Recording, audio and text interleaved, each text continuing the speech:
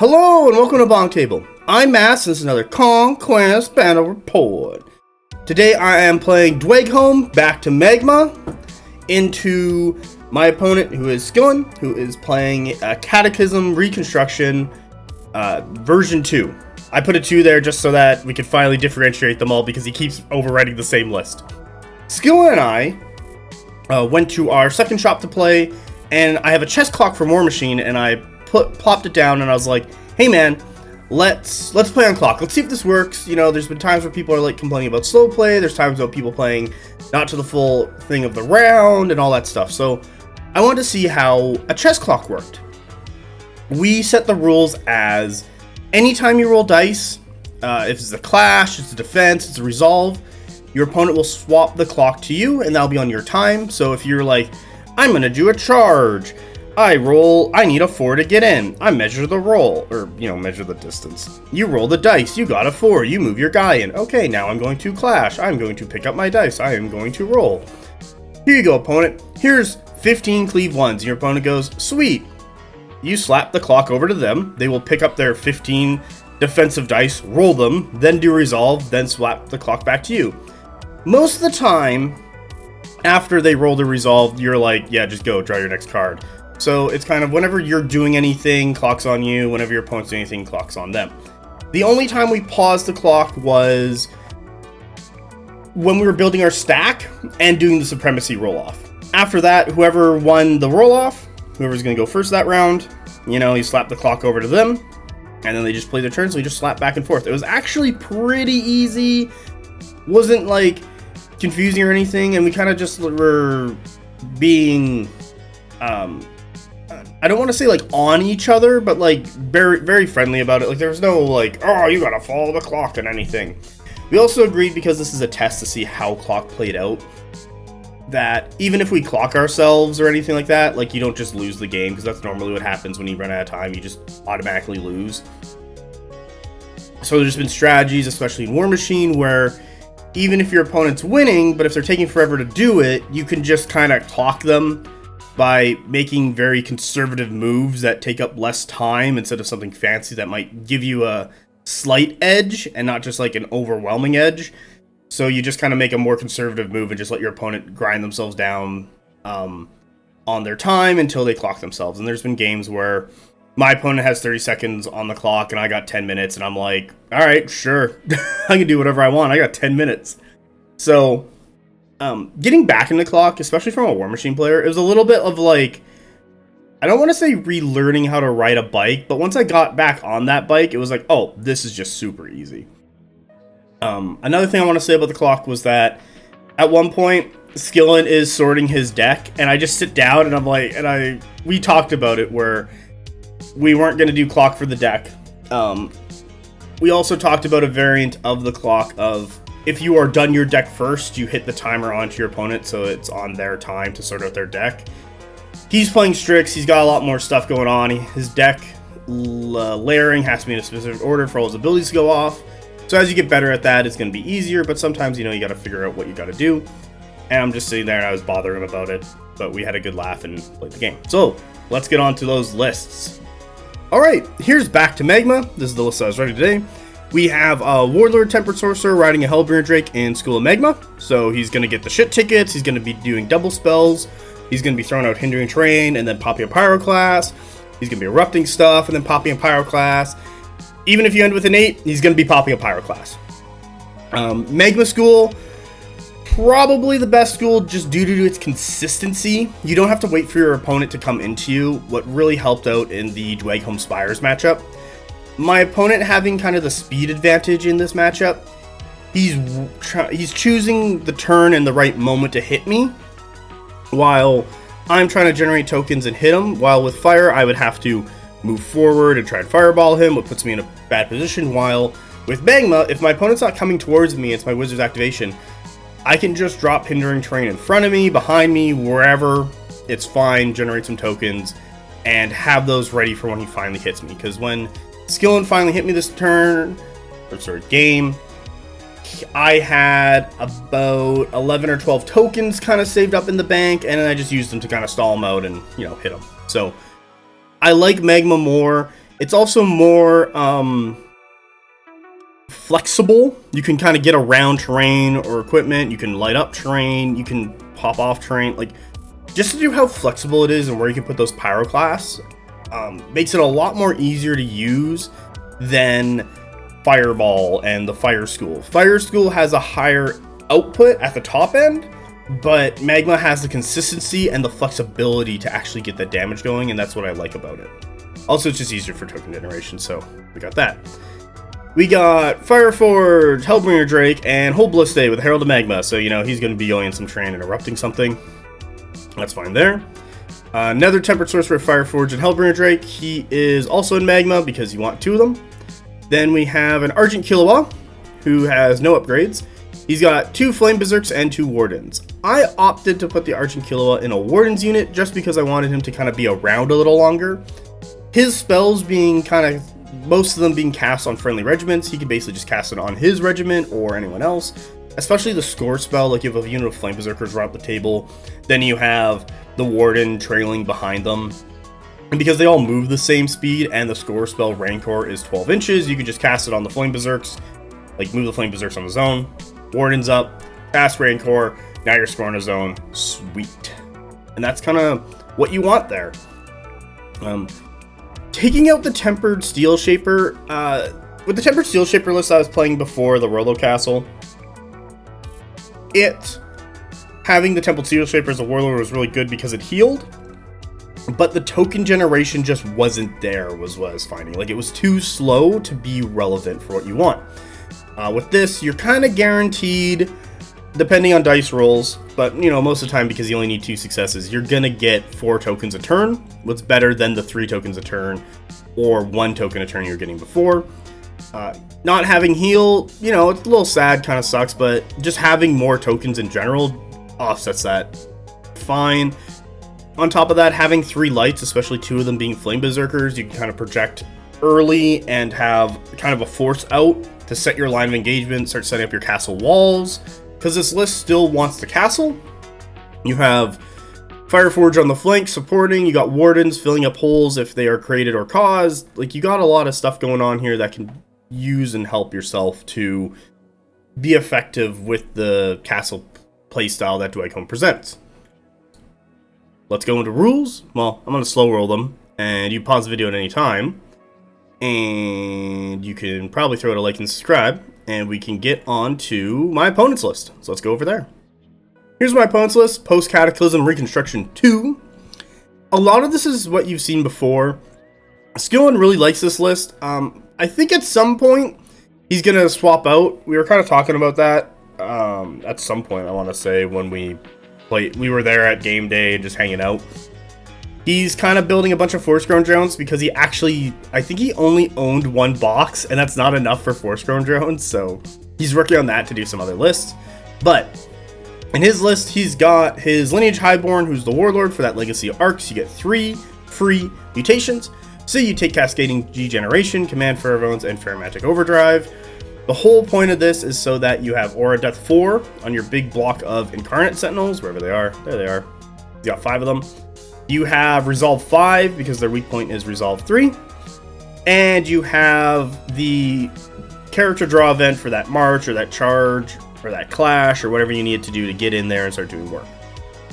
He also took Disorienting Strikes. I think he had just 10 points left over and just threw it on this character, because some people might want to try out and out-duel the Lineage Highborn, but it's kind of tough. She's not that receptive to dueling, just because she's 6 wounds, Resolve 5, Defense 4, and Evasion 2. Like, that's a very powerful stat line to try and duel out, especially with another character. You're kind of looking at, like, a Dweghom guy or a Coningir to kind of duel her out, and even then, you're probably going to lose maybe the Coningir and the Dweghom Hold Ray, just because she is Clash 3 with 6 attacks at Cleveland. Like, she's doing a lot of work. You got 2 units of Avatar Superior Creations going to that Clash 3. Skillen always talks about these guys going Cockroach mode, and that's basically because Evasion 2 is really good, and their base stats of 4 wounds, Resolve 4, and Defense 4. Sometimes you just hit that 4 wall, and you just can't get through the Defense 4, you can't get through the Resolve 4, and so you're not doing any of the wounds. But once you start getting damage in, they die pretty quickly just because Wound 4 isn't that survivable. So there's kind of that what goes on there, but sometimes they just live forever and you're like, God damn it, please die. Leonine and Avatara, I really like them.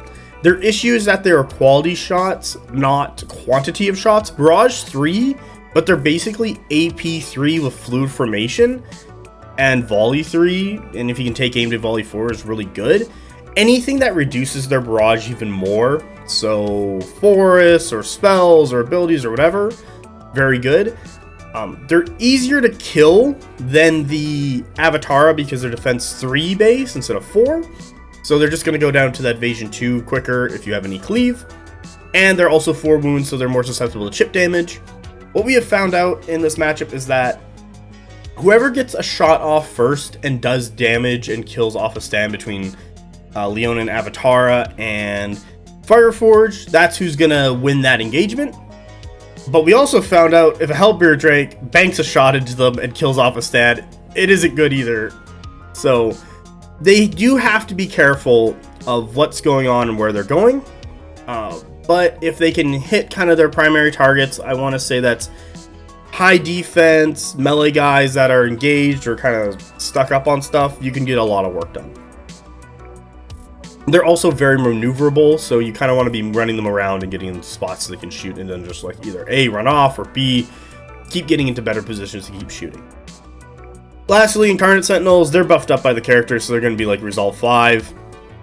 Their stat line's really solid with 6 wounds and defense 4. They are evasion 1, so they're very susceptible to cleave, especially if there's like smites or if you're cleave 3, like because evasion 1's not really going to save them that much. But they are a big health sponge at 6 wounds. 5 attacks at Clash 3, pretty good. You know, Cleave 2 is also good. Impact 3, like they're a great brute and brawler regiment, with the additional bonuses of having Aura Death 4 and the draw event to get an additional march out of them and then entourage into them to then charge and clash something. You can just strike from super far away, so you got to be really careful against the Incarnate Sentinels and set up so that you can deal with them when they come onto the table and when they finally hit your line. High Clone Executor, he's got, you know, he's hanging out with some marksman clones. Bionic Hive, marksman variant, you know, he's going to be arcing fire, 22 inches, deadly shot. Yay, shooting his gun, woo! He's also got Disperse and Overtax Nero systems. Disperse is fluid, Overtax, I believe, is double time for those marksmen. He just really sits there and shoots. That's fine. Vanguard clones, also spirit created. He's going to shoot these guys up to kind of get in the way, either score something or get in the way and cover for the Leonians, because the Leonians can see over them, what's really nice. And they have enough speed to just clear the Leonians on turn 2, so Leonians run up like 14. Vanguards run up 18. Boom, bada bing. Bob's your uncle. Sweet. Last warband. This is where some more change-ups happen. My opponent got rid of his bound clones and decided to get 2 units of Strix.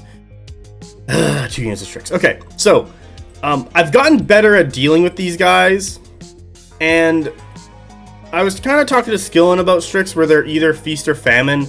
Like, newer players are going to get screwed over by Strix because they're just going to do weird stuff and disrupt all the lines, and that's their whole job.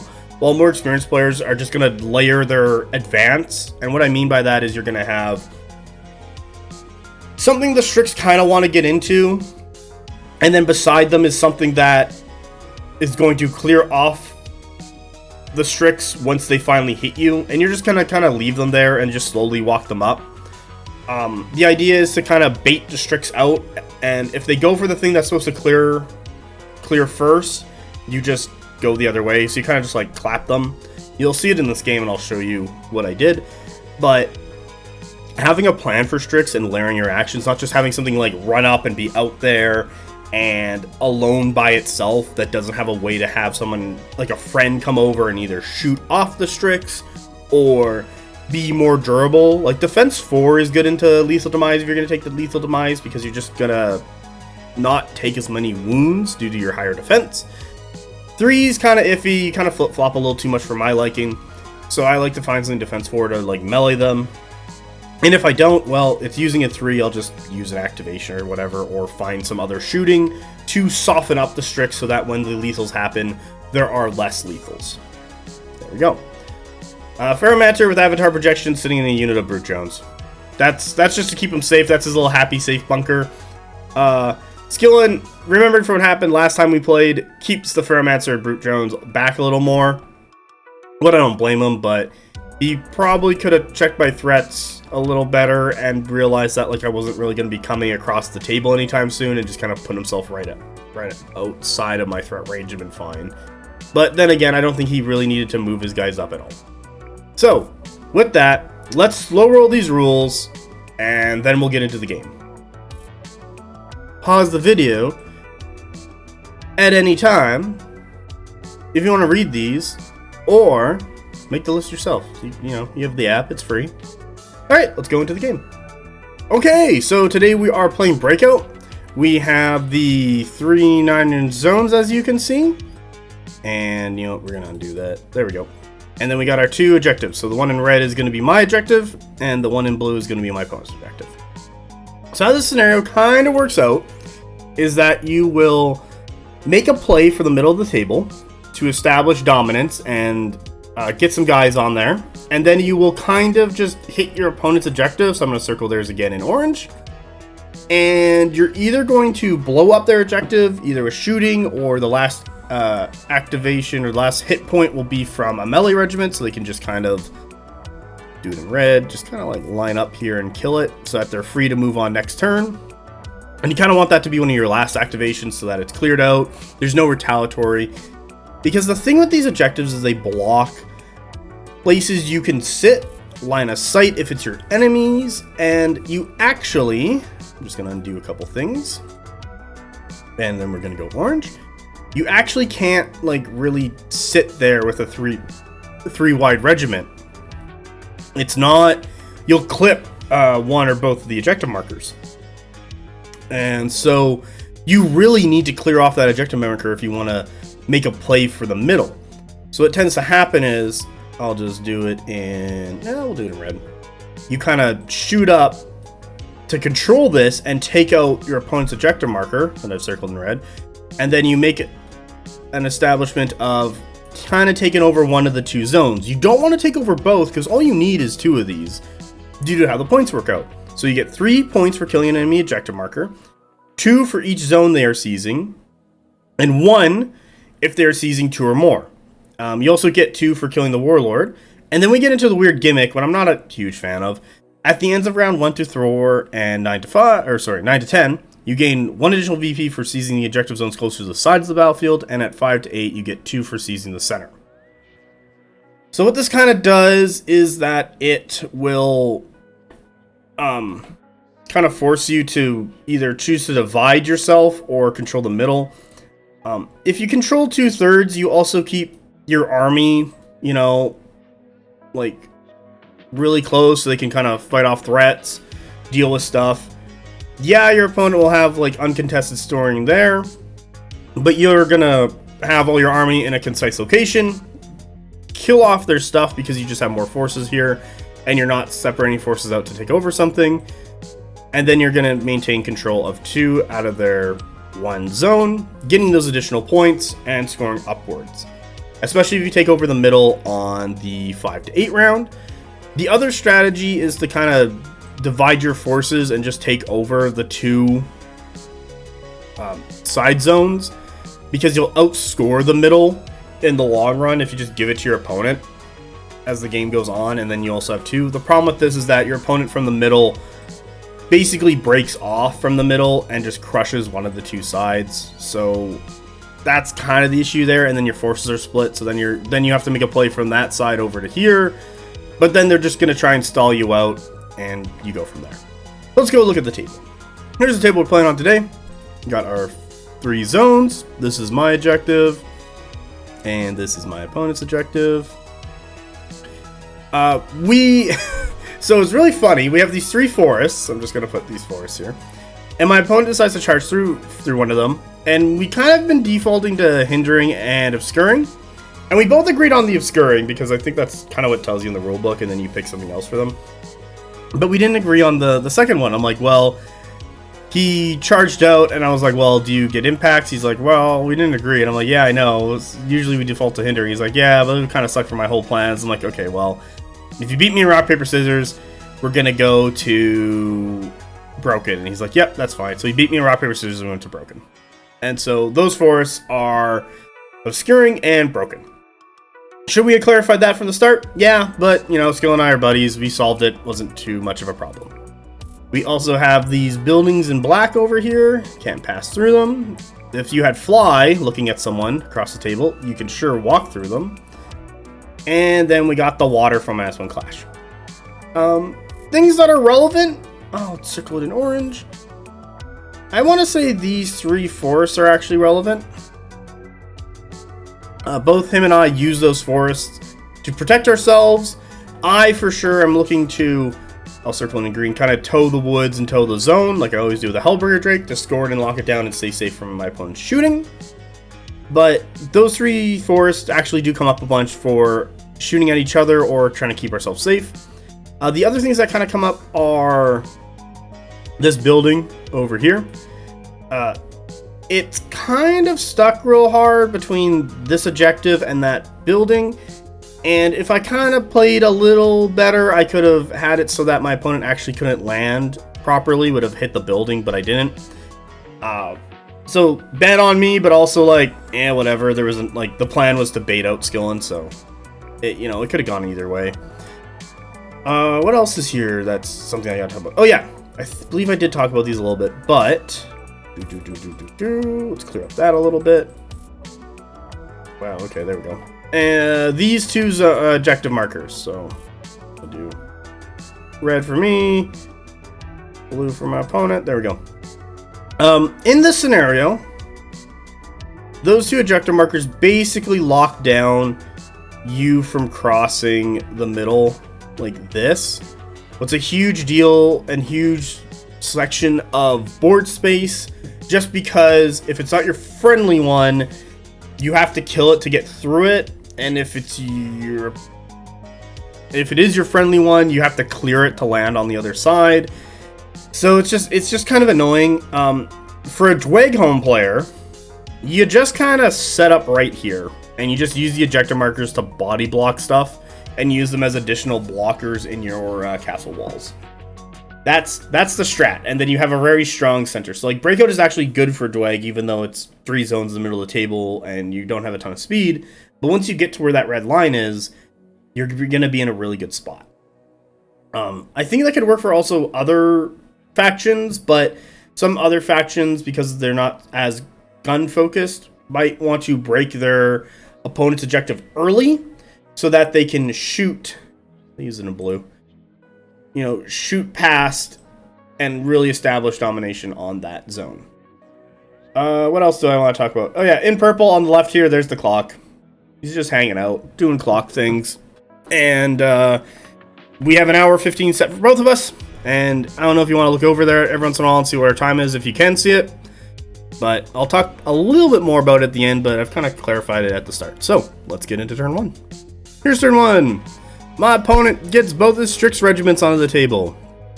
I auto-in my Ballista, and I get one of my Flame Berserkers. I'm already making a beeline for, I'll circle it in green, this forest, because I want erupting it. I also want to sit behind it, because my opponent has Leonine and Marksman clones, so I kind of want to sit there and be safe. And it also allows me to sit right behind my objective if my opponent tries and comes for me, so I'll have free shots into whatever tries and shoot, or, you know, ties and takes that objective. So, not bad. Flame Berserks. Kind of heading out for this objective right here. I kind of want to put them in a spot here-ish, so that I can kind of defend the right side between this building and this objective, and, you know, anything else coming in, but also when it's time to take that objective, because I'm going to shoot that objective a couple times to weaken it, that Flame Berserks can just go in and take it, because it'll be down to 1 wound, and that'll be fine. My opponent putting his Strix on that side, he's got some good threat projection this way, but he's really looking into locking down the left side zone. What I don't blame him and think is smart. Let's leave that off. Because he's already realized that this building in blue I'm circling is going to lock me down and prevent me from really spreading out if I want to. Because I want to keep a tight castle on 2/3 of the board. him already seeing me take over the middle, he's kind of realized that that building over there, I'm not really going to go over on the right side of it anytime soon, just because if I have a Drake over there, he's not going to be in the forest that I'm trying to eyeball and get with my Ballistae, which keeps him outside of the 8 inches. So anything over there is going to have a real rough time by its lonesome dealing with whatever he has over there. So he's going to have an easy time taking over this zone, but he wants to put the threat projection on the other zone just because he knows I'm probably eyeballing it and want to take it over. So with that, let's go to turn 2. Here's turn 2. I do incredibly well for my rolls. I bring on my Warlord Drake. It'll be this guy right here. I get, what is it? 4 other cards. So I bring on my other Drake and Argent Killer with Wardens and Fireforge, and I also get my other unit of Flame Berserks, which skyrocket me up a ton of cards. My opponent, I believe he auto brings on Avatara, and then he only gets 1 success, and so behind these Strix is some Vanguard clones.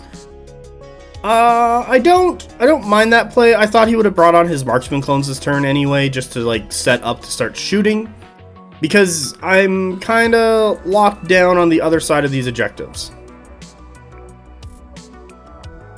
There we go. So, things that happen first. So, this is not playing fire with the Magma guys, so I can actually get tickets. And so I don't put my characters all at the front just to kind of burn out some activations to see where my opponent goes. I instead start with the Ballistae, they just run up straight. I'm not too worried about the ejector markers just yet. They'll be relevant later on. I can take my time to destroy them. I need to get myself in a really good position, so Ballistae running another 10 is fine because I gotta generate space for both my Drakes. My opponent dirtles with both the Strix units. He kind of moves up a little bit, but nothing too crazy. And then he puts on his Vanguard clones behind Strix. That's fine. They can score, but he kind of wants to keep them safe because he is watching me start throwing up another unit of Flame Berserks. I just shove them forward, so he knows I'm going to make a play for this zone later, so he doesn't need to be that close just yet. He then slaps down, like, Avatara here. He's going to make a play for this zone because I'm just giving it to him, but I'm fine because he'll have a regiment over there who's not going to be contributing. Having Avatara be that regiment that doesn't contribute is fine. Probably could have put the Vanguard clones over on that side and had the Avatara behind the Strix. Maybe would have been a little better just because they're more durable. In response to the double Strix, double Vanguard clones, drop both Fireforge and Wardens. Kirwa casts the score spell onto these Flame Berserks. Just, I need to get them up there. Need to start generating tickets. Fireforge on the left here. Basically, if he puts anything into that left zone, he's already kind of committing with 2 regiments. They're just going to blast them off, so I'm really fine with that. Then both my Drakes running up. They're making a beeline. I'm going to circle in green, the forest, because I want to stay in it. I want to touch the zone over here at some point and be in a really good spot. In orange, I can threat project with eruptions that way. I can threat project with eruptions that way. So there's going to be a really nice area that I can affect with both my Drakes there. Last thing I do is I just run my Flame Berserks up here. They don't go for the ejector marker. I don't have a reason to attack it right now. I just move myself up to be ready for if anything's coming my way, get into a better position. I have guns. He's got nothing in the middle. Circle it in this purple. He's got nothing in the middle, so my guns can go shoot that objective, and I'm gonna be fine. But having overwhelming Dweghom cards than my opponent, I'm setting up my castle way sooner than I normally would, and I'm in a really strong spot right off the bat. Let's go to turn 3. Here's turn 3. So, I believe my opponent wins the roll-off. He long bombs his Strix, who are here, all the way into my Fireforge, who are here. Roughly knowing that stuff was going to happen, I kind of just put my Drakes and Wizards kind of go much later on. I do some like easy activations like Ballistae. Oh, I should probably talk about all the stuff that come on the table. He gets everything except for Marksman clones, so both Avatara, Brutes, Incarnate Block, sweet. I get just Fireforge. We'll talk about them. Just Fireforge. So his first action, doing that. I'm like, alright, so, you know, Wizard, Argent Killua, cast a score spell on Flame Berserks. Flame Berserks, run into the zone, get into the woods, stay safe to score. Ballistas go, shoot that objective on the right there, do a wound. Hellbringer Drake, you know, walks up, shoot that objective. The Ballista could have moved and shoot to be a little bit more up there and allow the Drakes to get closer, but I also just took aim and shot, and I only got 2 3s when I shot with all my dice, and was kind of like, oh, okay, cool. Guess I need to aim to shoot, so it's down to 1 wound, but that's fine. Flame Berserks, as you can see, just kind of get into a position to defend themselves and use the objective as a way to deal with incoming threats. I then have my Fireforge go, not the one that's engaged by a bunch of Strix, because I'm like, well, I need to clear these guys off. So I then proceed to run up these Fireforge. I'm trying to get them to this position right here, because I know, as my opponent's deploying stuff, that the Avatar block, I believe, is at this point, is going to be coming this way. And that'll be a really good spot to have them sit. They can hit Flame Berserks. I can get like a turn or two of shooting in before they get hit and killed, but that's kind of what I want to do. I need to keep the Drake safe. So having that Fireforge on that side keeps them safe. My opponent kind of dirtles around with a couple things at this point. Like, you know, his Strix, I believe, try and do a charge, but he needs like a 4 and fails it, so they just bump that building and stop. He gets his Avatar into the zone, so he's going to be scoring that for 2 points. The rest of his army just kind of moves up. Avatar, Incarnates, Biomancer. Biomancer's in a pretty good central spot to support. Leonine and Avatar just kind of run up right behind the Vanguard clones. The Vanguard clones are looking at it, and they are within, I'll do purple. They're within, I believe, 10.1 away from the Flame Berserks. The Flame Berserks had to go to that position because eventually my Wardens go, and I just side charged the Strix with the Wardens. I needed a stand to be here. Strix die, as you can see. Wardens lose a stand. Not the end of the world. Finally, Fireforge then run up, and they get within range of all 3 stands of 14 to those Vanguard clones. So I'm already setting up to deal with the Vanguard clones, deal with the Leonian. I'm going to have those Wardens reform and probably support and fill up the spot wherever the Flame, like once the Flame Berserkers die on that side. But we're already making plans there. My opponent's center is finally coming in, but it's not super great because I'm already in a very strong position to deal with it. And I'm using the, I'll circle it in green, these 2 ejector markers to defend myself. And I scored this zone. So we both score 2 points. Let's go turn 4. Here's turn 4. So, things that go on. I believe I win the roll-off. No, maybe. I don't know. It doesn't really matter. I believe my opponent tries again to get these Strix into these Flame Berserks, but he needs... oh, what is it? I believe he needs like a 3 this time, and then just whiffs it, so he just bumps that building and stops. My opponent's kind of getting a little annoyed with that. It's fair, but he's also not just sacking them, but he kind of needs them to get in there to start tying stuff up, locking things down. I then go Fireforge, pop a shot, kill a bunch of Vanguard clones. I think I kill a stand and wound a bunch. Vanguard clones in response. I think he just like moves up into the zone. Then I have... oh, what did I do? I just have like, I think Flame Berserkers kind of dirtle around, move up. I have these Ballistae move up just behind the objective. They shoot at the Incarnates who are back there. The Incarnates charge out, hit this objective. They've only taken 2 wounds out of my volley, but that's fine.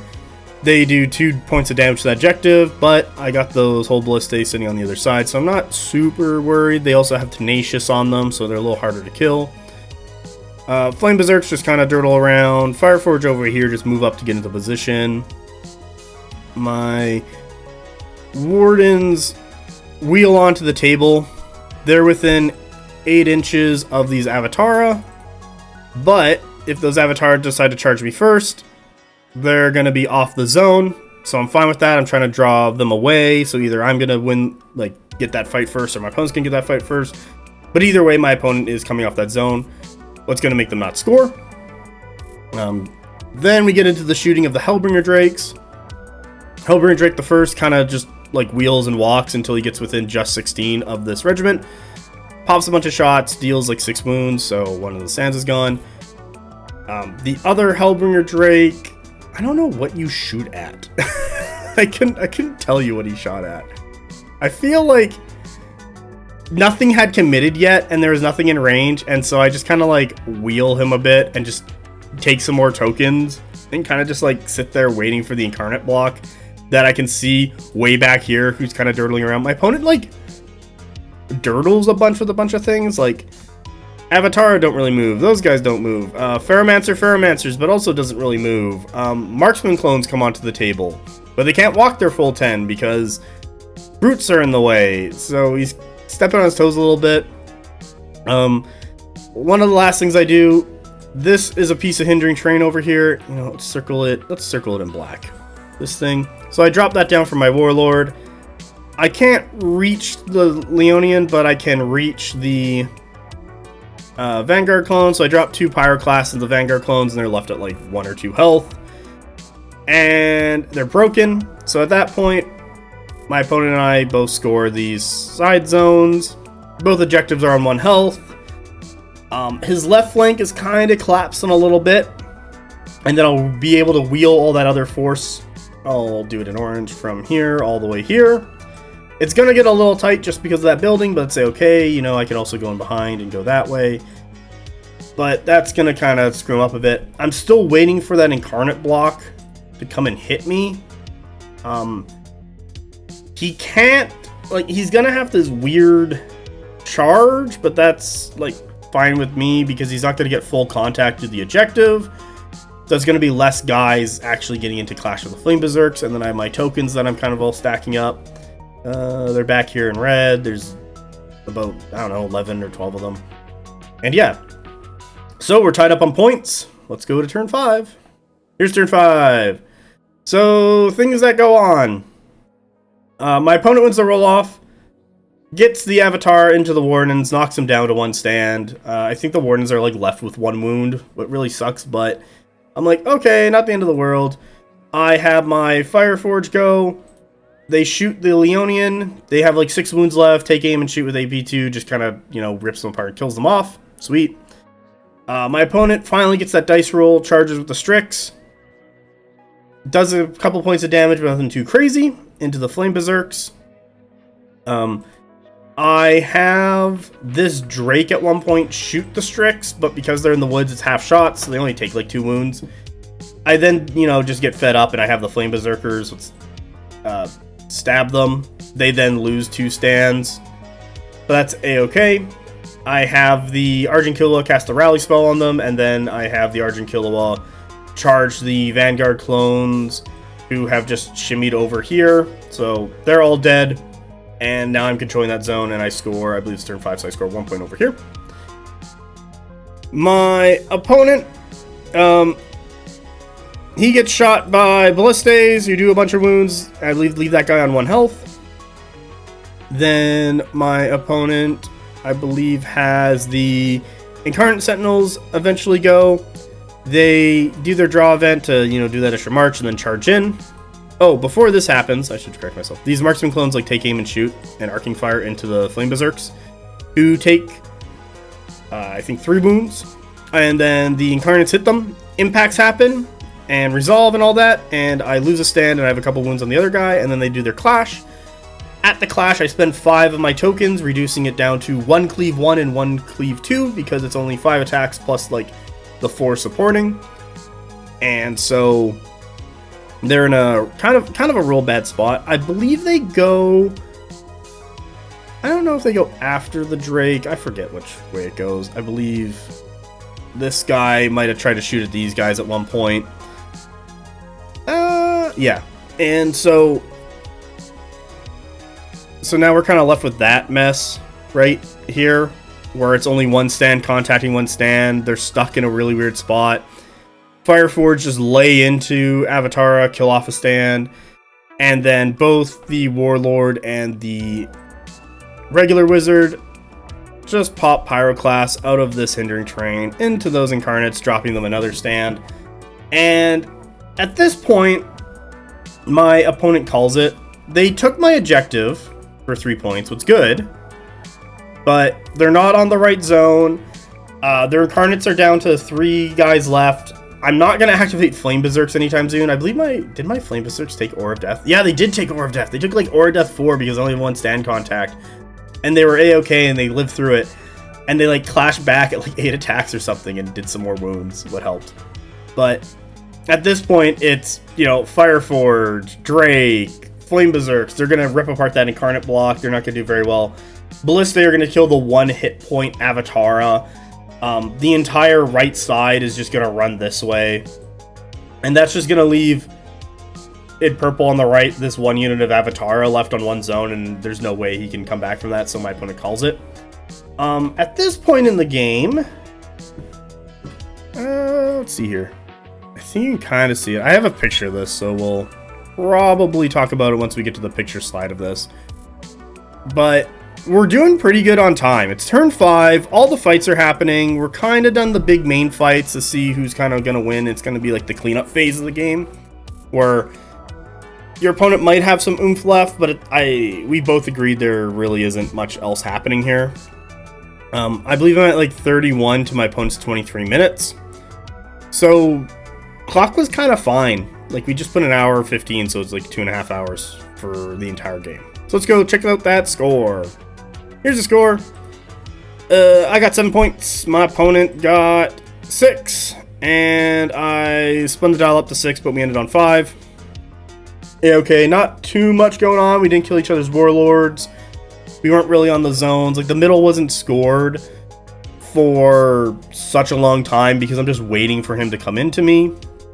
And I was tying him up on points on the left and right side, so that was fine. And then he finally broke his objective. I got him a couple extra points, but he would have been spent, you know, like a turn or two trying to get back on. What's fine, what kind of, you know, gives him that little point increase, what kind of puts pressure on him.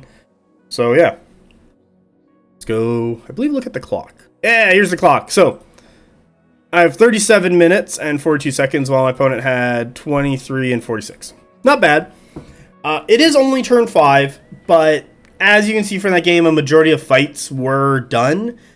A lot of the time was, I don't want to say spent on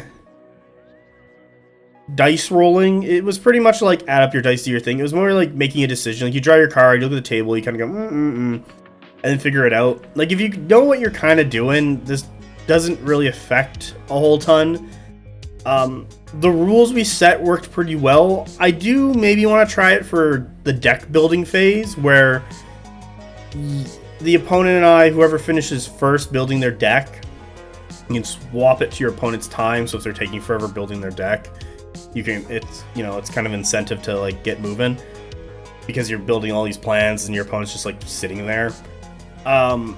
Dweg, there's kind of just like, as game goes on, you kind of get into a rhythm where like your deck building isn't a huge part of your game plan. It's more of the overall strategy. While for Spires, deck building matters a lot because of how their Ferromancies and Biomancies work and how they affect the stack of the deck.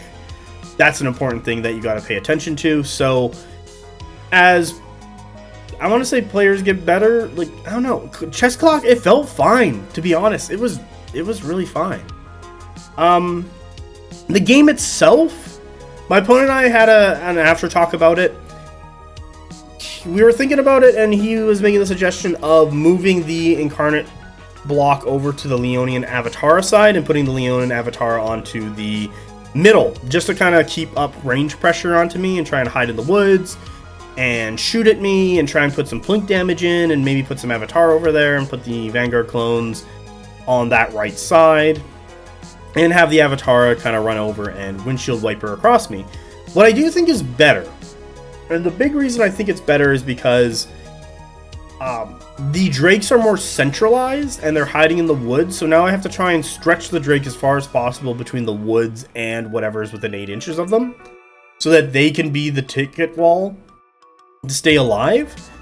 Also, my opponent would be taking 1 less drake's worth of shooting because the other drake is just so far away to help. He would still be taking the magic damage just because of how that works, but the not taking the shooting damage is gonna help keep him alive so much longer and more. So there was that swap. Marksman clones were kind of in a bad spot just because he didn't have very good targets. Any obscuring terrain kind of just like cuts out their effectiveness and what they're trying to do with their large amount of shots. So he should have been looking for more open areas on the flanks of the table, either taking out those wardens with shots or softening up the flame berserks and fireforge in the middle right with shots, or shooting the fireforge on the left side with shots. So there was targets, they were just like nowhere where he deployed, because I was kind of keeping safe in all the woods there to not die, because I know how good that regiment is. For myself, I sent these photos to Brian, who's the LVO winner, who plays Dweg, really good Dweg player, and he was like, yeah, it looks really good, man. I'm like, oh, thanks. And he's like, you probably should have put your wardens that were on the right side, just to the right of the house by your deployment. And I'm like, well, I kind of wanted to threaten him so that he has to come off the zone and everything. He's like, yeah, well, you can still put him there, and he still has to come off the zone. You can still have that, but you can also flex swing them into the Incarnate block once they're coming in at that point to also hurt the Incarnate. So I'm like, yeah, okay, that's fair, because the Incarnate block's going to be, stuck at the Flame Berserkers for a while, then stuck at the Fireforge, and the Warriors can kind of just come up behind them and just beat them up. I'm like, okay, cool. Or it forces my opponent to, once again, pull the Avatar off the zone anyway, but then it's closer to my Hellbringer Drake, where I can then drop down some hindering terrain, pop a Pyroclast, maybe bank a shot with the Hellbringer Drake and get some hits in. So there are some ideas there that I will explore in further games. Overall, I had a good game. I want to say thank you to my opponent. I want to say, hey, thanks for watching and listening. Like and subscribe, and I hope you guys join the BonkTable Discord, which is in the description below. And what else we got? Oh yeah, listen to the podcast. That's always fun. So, have a great day. Bye!